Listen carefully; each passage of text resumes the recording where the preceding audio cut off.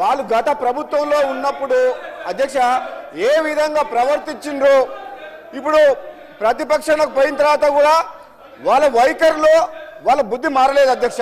వాళ్ళ పద్ధతులు చూస్తుంటే ఒక మంత్రి, మా బలహీన వర్గాల మంత్రి పొన్నం ప్రభాకర్ గారు మాట్లాడుతుంటే కేటీఆర్ గారు అహంకారంతో కూర్చోని అంటున్నారంటే ఎంత అహంకారం ఉంది ఆ కేటీఆర్ గారికి.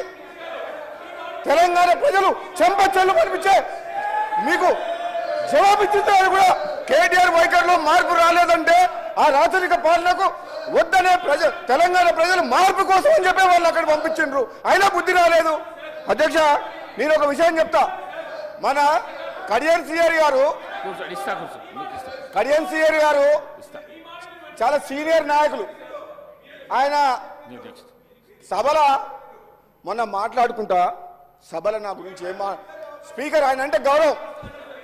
కడియం సిఆర్ గారు చాలా సీనియర్ నాయకులు మేధావి. ఆయన అంటే నాకు గౌరవం. మొన్న సభలో నా గురించి ఏం మాట్లాడతాడు, నీకు మంత్రి వచ్చేది హోంమంత్రి వచ్చేది లేదు సచ్చేది లేదా అన్నాడు. అధ్యక్ష అంత సీనియర్ నాయకుడిని ఒక మాట్లాడుతున్నా మీ ద్వారా ఏమడుతున్నా అంటే అదే నాకు వస్తుందా రాదా, మా ప్రభుత్వం ఉంది, అది ముఖ్యమంత్రి అధిష్టానం నిర్ణయం తీసుకుంటుంది, అది వదిలేయండి, అది కడియం సిఆర్ గారు, అది మీ చేతిలో లేదు నా చేతుల్లో లేదు. కానీ నువ్వు ఒక ఉద్యమకారుడు తాటికొండ రాజయ్య గారికి నువ్వు 2 సార్లు మోసం చేసినావు. ఎట్లా?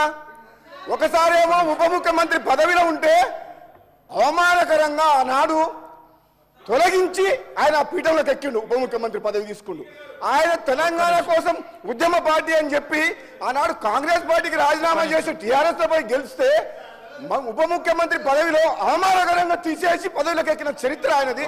రెండోసారి మొన్న సిట్టింగ్ ఎమ్మెల్యే అయిన తాటికొండ రాజయ్య ఉద్యమకారుడు, ఏనాడు తెలంగాణ కోసం మాట్లాడిన కడియం సిఆర్ గారు మళ్ళీ మంత్రి కావాలన్న ఆశతోటి మళ్ళీ ఆయన టికెట్ ఇవ్వకుండా ఎమ్మెల్యేగా గెలిచి వచ్చిన తర్వాత వాళ్ళ ప్రభుత్వం రాకపోయేసరికి ఫ్రస్ట్రేషన్ లా ఏం మాట్లాడో అర్థం కాక నువ్వు మంత్రి కాదు నేనైతేనా కాదా తెలియదు, కానీ నువ్వు మాత్రం నీ జన్మల టీఆర్ఎస్ పార్టీలో ఉంటే నువ్వు మంత్రి కావు కడియం సిఆర్ గారు, అది మాత్రం గుర్తుపెట్టుకోను. నా గురించి అట్లా మాట్లాడచ్చు అధ్యక్ష మీరు ఒక్కసారి వినండి. రాజగోపాల్ రెడ్డి గారు ఒక్క